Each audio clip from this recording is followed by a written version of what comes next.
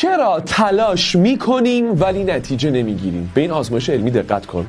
بعضی حد و اندازه‌شون انقدره، اندازه هدفشون انقدره، میگن آقا چرا ما هرچی تلاش میکنیم، انرژی میذاریم، وقت میذاریم، نمیتونیم به این هدف غلبه بکنیم؟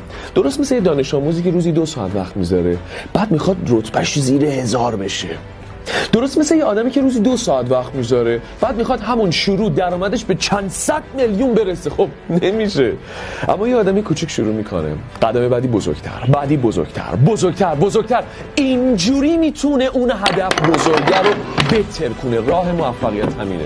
کوچیک شروع کن ولی بزرگ فکر کن. ما در طول روز 1440 دقیقه زمان داریم. بیا از همین امروز یه کار کوچیک رو شروع بکنیم. قدم کوچیک. روزی 10 دقیقه یه قدم مثبت برای خودت بردار. 10 دقیقه کتاب، 10 دقیقه ورزش، نمیدونم.